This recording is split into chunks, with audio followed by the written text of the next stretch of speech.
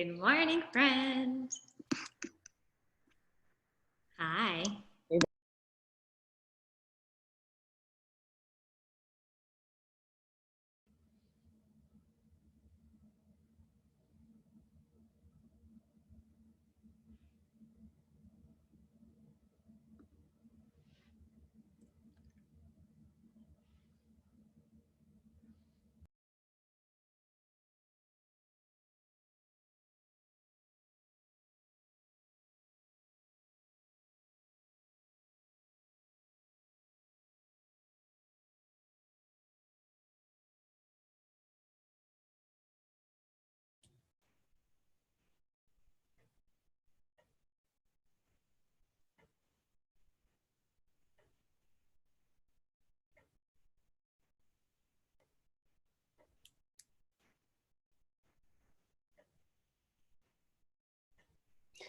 Good afternoon, good morning, good evening from wherever you're joining. Welcome and happy Friday. Thank you for coming to this Penn GSE live webinar.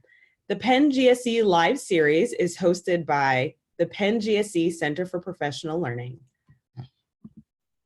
The Center for Professional Learning designs and delivers professional learning opportunities that support educators, leaders, and policymakers, entrepreneurs, and other professionals to deepen their knowledge, build their networks, and grow their careers. Today's webinar will be hosted by Taylor Hausberg. Thank you so much, Taylor. Thank you, Chanel.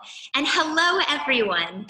Welcome to our first discussion in the Penn GSE live webinar series. My name is Taylor Hausberg, and I work with the Center for Professional Learning at Penn GSE. Thank you all so much for joining us today. We are so excited to have Dr. Karen Weaver here to discuss the question, what will college athletics look like in 2021? Dr. Weaver is an adjunct assistant professor in the Higher Education Division at Penn GSE. As a college athlete, she was an All-American and one of the first women ever to earn an athletic scholarship under Title IX. She is a former Division I and Division III head coach and athletics administrator, and in 1986 was named USA Today Coach of the Year. Dr. Weaver is an expert on college sports as they intersect with higher education management, media, and policy. She is a regular contributor to Forbes and an executive producer and host of the podcast, Trustees and Presidents. Karen, welcome. Thank you so much for being with us today. Thanks, Taylor. Glad to be with you. In the next half hour, I'll begin by asking Dr. Weaver a few questions about college sports. If you, our audience, have any questions that come up as we're talking, please type them in the Q&A. We'll get to a few of your questions in the last 10 minutes or so. Also, if you have any tech issues, please type those in the Q&A or chat as well. So Karen, there is so much happening in the world of college sports right now. So perhaps we can start by having you give us a lay of the land. What's the status of college sports? And what are some of the major decision points that higher ed leaders have been wrestling with in the last 6 months or so? Well, the status of college sports is just disruption. Disruption as in everything else that we've been dealing with in the last 7 or 8 months with COVID-19, with the pandemic, with the economic shifts that we faced, and college athletics is not immune to that. So senior leaders in higher education, people who care about the direction of higher education, are now more tuned in, I think, to athletics because of the costs involved, rather than understanding the impact that it will have inside of our communities. Let me give you an example. For years, we've looked at athletics as a great builder of alumni connections, school spirit, a great way to brand and market your university, all those things. And for many reasons, those are still true. But athletics brings complicated problems to the table that today are really being front and center in the middle of a pandemic. One, what's the right size number of sports to offer? We've seen over 300 sports programs dropped in the last 9 months because of the pandemic, because of costs and other reasons. How much is too much to pay our coaches, our support staff, etc.? How big should our departments be? What conferences get to do what? We have certain conferences that seem to have an unlimited ability to make their own decisions, while the NCAA controls at the direction of championships for other conferences. And we've also got the issues of what's safe for our athletes to do in COVID-19 in terms of participation, also in terms of concussions and other athlete health issues. How effectively do we deal with those? And finally, and not least, the issues around racial justice and creating athletes' voices in this situation. That is a lot going on. And I'm curious, so you spoke about some of the potential benefits about moving forward with opening sports programs and, of course, as usual, but at the same time, there's so many risks, right, to physical health, to athletes' mental health as well, which you've written about. And higher ed leaders are being asked to decide, essentially which risks are worth taking. And so I'm wondering, how are you seeing leaders navigating what are essentially really ethical quandaries? I think one of the things that is unique to athletics is it's not an independent decision-making situation by campus. You are so dependent upon what your conference does because you need competitors. You need people to be able to play your games against somebody. So collectively, how do presidents make decisions in a conference that meets the needs of all participants? And then what happens when you all can't get on the same page? And there have been conferences this fall where some institutions have said, well, I don't like the decision my colleagues made, so we're going to go off and do our own thing and schedule an independent schedule. There's all kinds of messages being sent when schools make decisions that are different from their regular student population than what your athletes do, whether the athletes are still on campus and the students have gone home, or whether you're allowing some sports to participate and you've postponed other sports. There's all kinds of ethical and moral dilemmas that are front and center right now for all of higher education, not just athletic administrators. Right. Do you see any bright spots in terms of either colleges or leaders who you see really as exemplars in going about this really complex decision-making process? Well, I think we've been fortunate in that testing and tracing and testing results coming back quickly has accelerated dramatically in the last 3 months. But those tests are still hard to get. And the frequency with how often you need to be tested and how quickly they respond is still limited to the people who can afford them. So there's an economic disparity there across all of college athletics, whether you be in community college or at an FBS Division I program. So that has to be looked at because that has not allowed for a level playing field. But also, one thing I'm paying very closely to right now is that we have to accept that this generation that's coming up expects to have a voice, expects to have the opportunity to give their say and have their say be valued, not just nodded at, and then you moved on to the next thing. That is not how this generation is going to work. And that was particularly acute this summer when you had different groups saying, look, if we don't know what the health and safety protections are for our programs, then why should we participate? If we have to put all of our trust on you, how do we know that we're really being taken care of? That's a fundamental basis for this issue of economic and racial justice, but that's only the base, that's only the beginning. Right. And that's something that surprised me as I was reading and learning about college sports, which is there's not one single student voice or athlete voice in this conversation, right? Even athletes are kind of divided in figuring out what to do. There's the hashtag We Are United group, which wants to move forward, step back, right, from playing this season. And then there's the hashtag We Want to Play movement, which wants to move forward. So how are college leaders making sense of those very different opinions? Well, it's just like colleges. Every single institution thinks of itself as unique. And so do athletes. They come to the table not with a monolithic viewpoint, but with a very common set of understandings of what they want their experience to be. And I would also say that many times coaches have to be careful not to overpromise and underdeliver what they can do for their athletes. Some things are within their control and some things are not within their control. And some of this revolves around the revenues that sports generate and how much the institution can or will support the athletic department's desires to move forward. The cost for tests is a great example.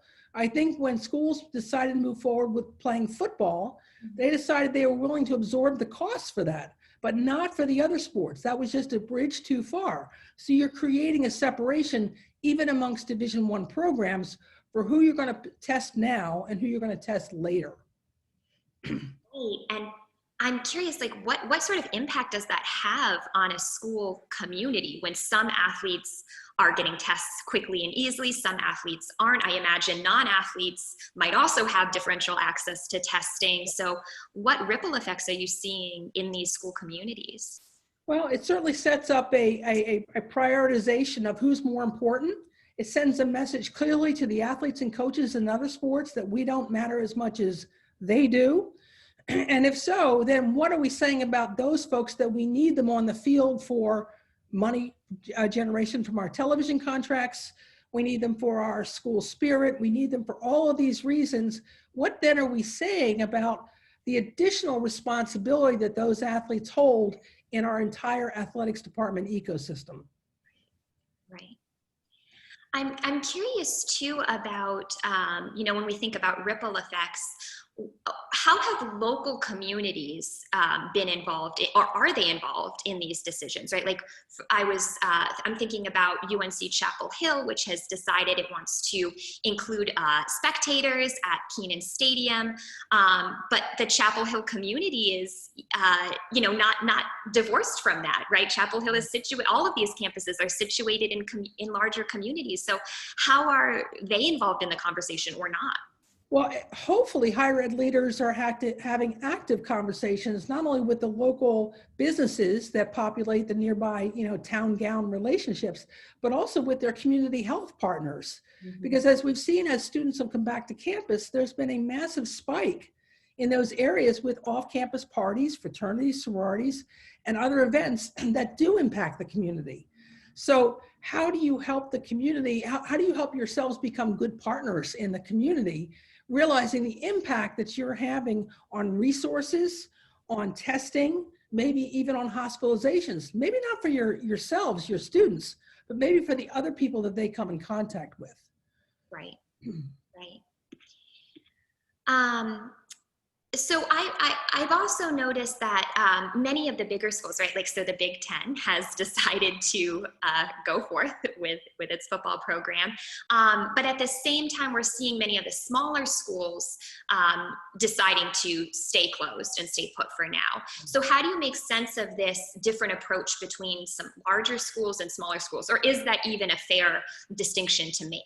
Well, I think it's a distinction between what we call the Power Five conferences or the Autonomous Five, which can set their own rules and have their own championship outside of the NCAA. Mm-hmm. And the rest of the schools, when you think of schools like James Madison, North Dakota State, Villanova here in Philadelphia, Penn to some degree, who are in different kinds of Division I conferences. But their championships are sponsored by the NCAA, and the NCAA made a decision that they weren't going to host any fall championships in their activities. They were going to postpone them to the spring. So, but the Autonomous Five, or the Power Five, plays in the college football playoff. That is as an organization is structured by them, run by them, and all the revenues come back to them. So they decided economically it wasn't worth it for them to lose out on all those potential television revenues.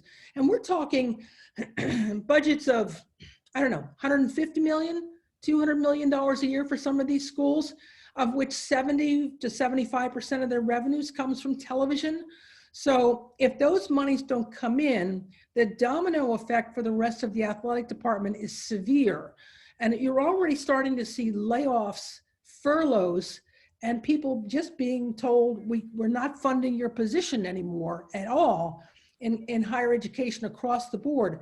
And yes, there have been layoffs and furloughs on the academic side, on the staffing side, but I don't know how many people in higher ed are truly aware of how many people have been laid off in athletics. And we've even seen some higher education schools, not in the Power Five, but just discontinue their athletics programs completely.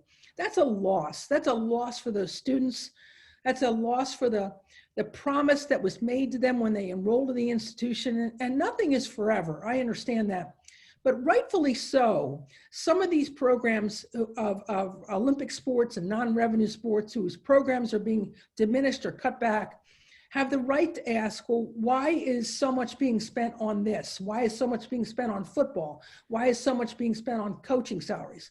Why are you spending so much money on consultants to help us with our program's culture, or to help us hire an AD, or why can't that money come back to us? Those are all really good questions in a time when dollars are short. I have a question here from Sean Plaskett, who says, you briefly touched on the dissonance people feel with the idea of some campuses being shut down to students, but moving forward with athletic programs involving their student athletes. What's your personal take on the message that this sends in terms of how student athletes are used or valued? And what are your thoughts on the implications regarding the age-old debate on compensation for college athletes? Sean, that's a great question. So I think we've really kind of crossed a Rubicon when we decided to keep football players on campus and sent everybody else home. And Taylor, you mentioned UNC Chapel Hill. They were one of the earliest ones to make that decision. They kept just football players, and I think folks who had trouble with internet connections at home on campus. And then my understanding is they started to move some of those football players into one or two residence halls so they could have everybody be together. Well, that flies directly in the face of what the NCAA has constantly said, which is we want our athletes to be part of the campus population. We want them to be students as far as being mixed in with the student body. And if anything, in the last few years, particularly in football and men's basketball, we've isolated those students more and more by creating athlete villages, exclusive only places where the football team can go or the basketball team can go. And the rest of the student body has absolutely no access to these really, really nice facilities. So I think we're starting to go in a direction that does not support the idea that students, athletes, are truly part of the student population. I think we've sent a lot of messages that way. Mm-hmm. And Sean, your other part of your question about athletes getting paid, I think this is a very complex issue, but at the very least, the right thing is to allow them to have the same rights that the regular student population has with regards to the right of publicity. And that's what names, images, and likenesses is. And letting those athletes take advantage of leveraging that opportunity. Because remember, so many of the athletes are on partial scholarships or on walk-ons. They are walk-ons. So therefore, they may come out of this experience with student debt.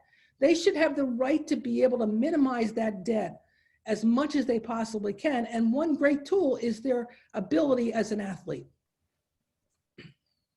So to your point about athletes having a voice, we've seen a surge of Black athlete activism, right? As many athletes are circumventing these kind of sometimes paternalistic rules that universities and athletic departments place around how they can express themselves, how they can engage with the media. And I'm curious, how are these efforts changing the way that higher ed leaders think about the relationship or the power dynamic between schools and athletes? And does this signal perhaps a permanent shift in these power dynamics, or do you think this is only temporary? I think it's too soon to tell. I think we have a real opportunity right now to embrace the athlete's voice. And just this week, for example, the United States Olympic and Paralympic Committee was mandated by Congress to bring more athletes to the table because of all of the challenges they've had in ignoring the athletes' concerns. Oftentimes, the NCAA thinks of itself as having a similar model. And I think we really need to move at a point where athletes are much more heavily involved in the decision-making, and they're not just told what to do and what not to do, but ask collectively, how can we make this the best experience for you? Not just tell you what we think is best for you. Warren asks the question that I think is very relevant to what we're talking about. He says, professional athletes made waves this year by refusing to play in protest. College athletes don't often have the financial flexibility and risk tolerance to take these steps. Who is responsible for empowering these student athletes to use their platform? And how can they be assured that they aren't risking their financial futures? Yeah, that's a really great question. And that's always been like kind of the anvil hanging over their head in this situation, that they feel they're going to lose something. But in 2015, the University of Missouri was facing all of the racial upheaval in Ferguson. And the football team took a stand along with other African-American students on campus saying, we're not going to tolerate the way we feel and the way we are treated on this predominantly white campus. So they stood in alliance, the team did, and even the coach did, with the African-American students on campus and said, we simply will not practice or compete until these issues are addressed. Their voice was powerful. And it's really important to remember that when they collectively decide to do something, they are now, because of social media, because of all the different variations of media that we have today, they are going to have the opportunity to have that amplified much faster and much quicker than any other time. So as higher educators, we can either fight this or we can embrace it. And I'm of the school of thought that we ought to embrace it because it's better for everybody. Yes, well said. Jessica Smallarts asks, with many universities already struggling to satisfy Title IX equity, how do the 300 plus programs cut so far further widen this gap? Will we see even more universities falling out of compliance and unable to correct, especially if they have a football program? Well, Jessica, that's a great question. And I know you've studied this, so I know what you're asking me. But the problem is there's no economic equivalent or numbered equivalent on the women's sports side like there is for football. There's just no other women's roster that has 85 to 125 women on it. So they're constantly piecemealing numbers of rosters together to get up to that 85 to 125.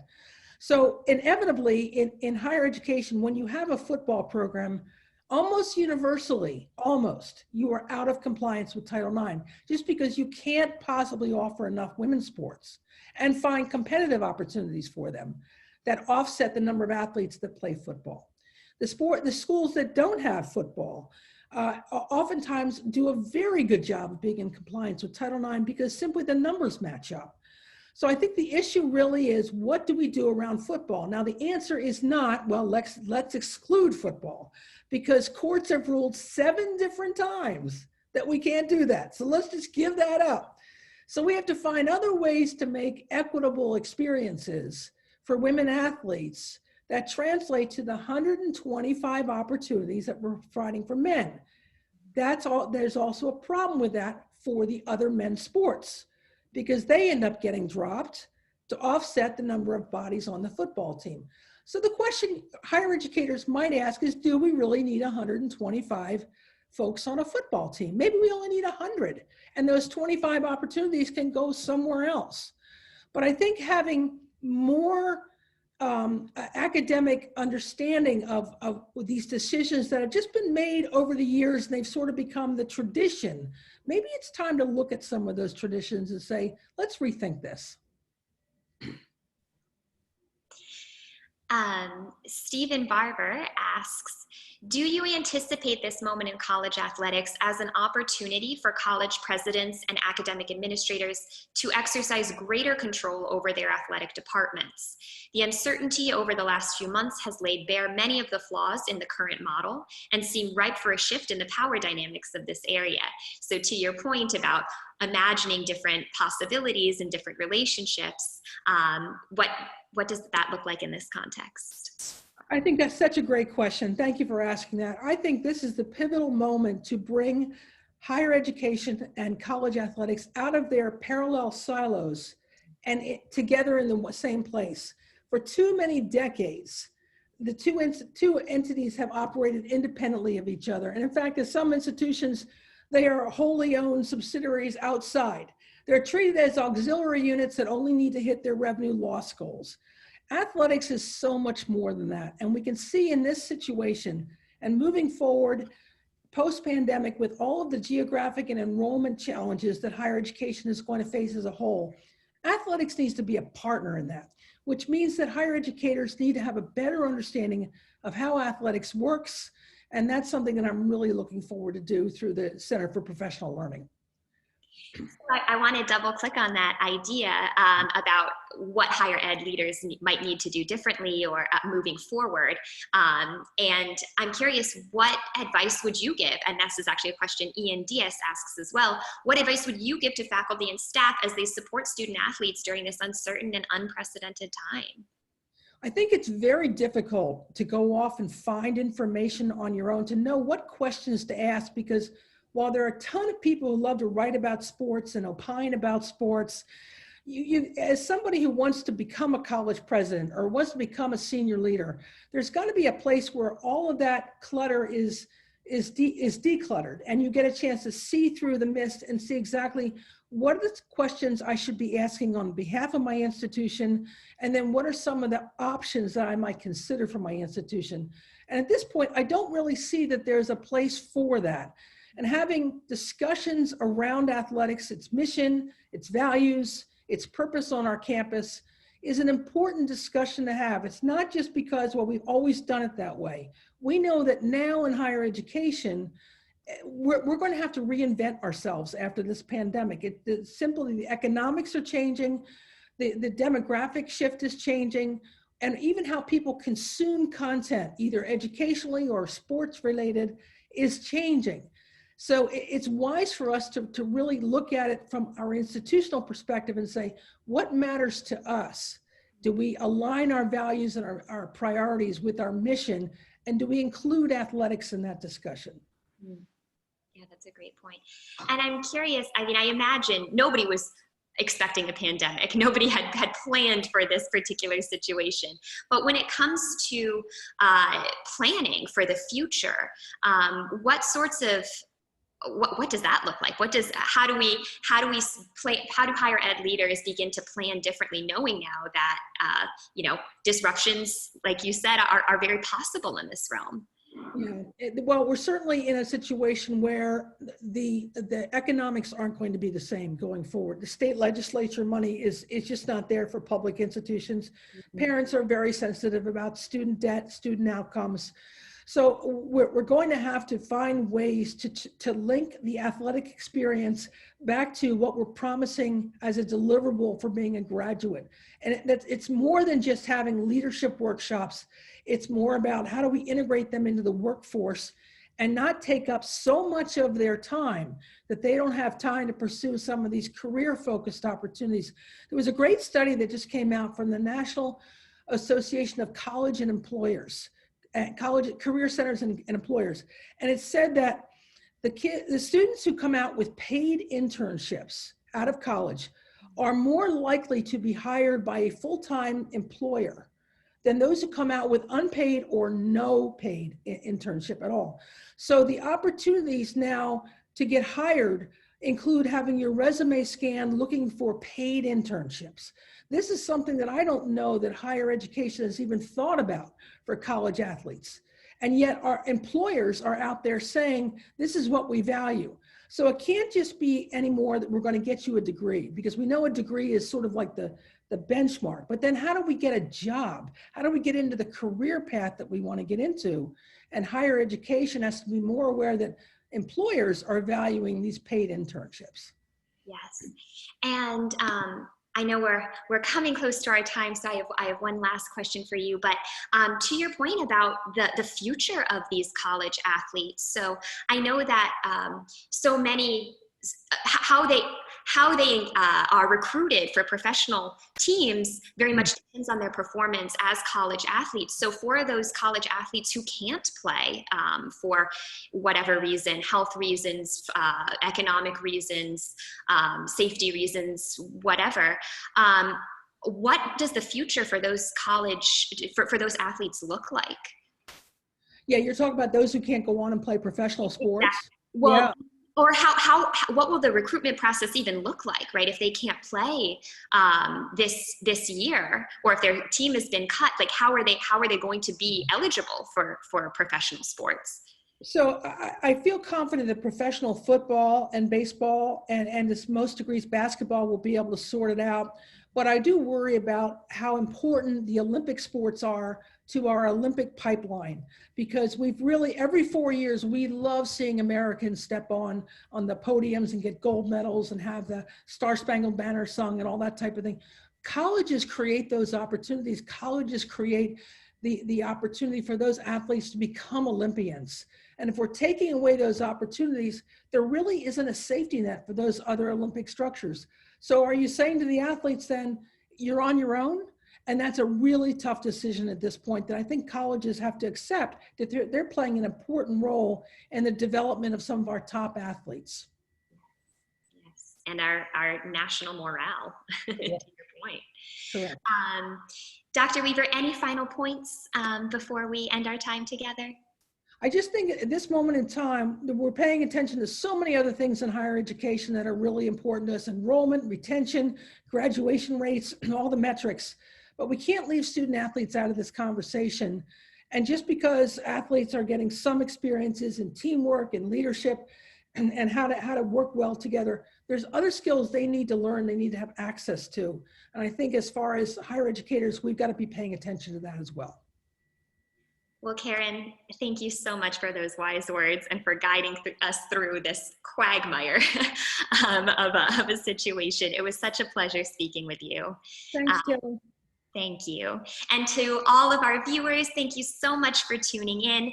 Thank you to Chanel Boatswain and Sarah Goldstein and the Center for Professional Learning team for supporting this event. Thank you to all of you for tuning in. We love hearing what you think, and we always want these webinars and these events to be better. So we have a very short feedback form that is linked on this slide. We'll also send it to you in a follow-up email, and we would greatly appreciate hearing your thoughts, comments, suggestions. The Center for Professional Learning will be hosting more Penn GSE Live webinars on a variety of topics throughout this school year. Our next discussion will be with Dr. Leah Gillian, right on the heels of the election, on the topic of political preferences and education outcomes. You can register for that webinar on the link provided on this slide. And you can check out other opportunities offered by the Center for Professional Learning at www.gsc.upenn.edu/professional-learning. We hope to see you there. Thank you all.